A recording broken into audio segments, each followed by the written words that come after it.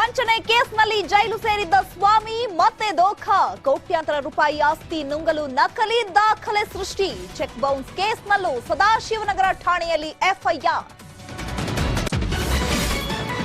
Uber ಸಂಸ್ಥೆ car ಚಾಲಕನಿಂದ ಯುವತಿಗೆ ಕಿರೇಕ್. ಏರ್ಪೋರ್ಟ್ಗೆ ತೆರಳುತ್ತಿದ್ದಾಗ rash drive ಬಗ್ಗೆ ದೂರು. ನಡು ರಸ್ತೆಯಲ್ಲೇ ಇಳಿಸಿ ಹೋದ ಚಾಲಕ, ಪೊಲೀಸರಿಂದ ಬಂಧನ. ಗಾಂಧಿ ಬಜಾರ್ನಲ್ಲಿ ಆಮೆಗತಿಯಲ್ಲಿ ಸಾಗ್ತಿದೆ ಕಾಮಗಾರಿ. ಬಿಬಿಎಂಪಿ ಅವೈಜ್ಞಾನಿಕ ಕಾಮಗಾರಿ ಬಗ್ಗೆ ವ್ಯಾಪಾರಸ್ಥರ ಆಕ್ರೋಶ. ಅಂಗಡಿ ಮುಂಗಟ್ಟು ಬಂದ್ ಮಾಡಿ ಜನರ ಆಕ್ರೋಶ.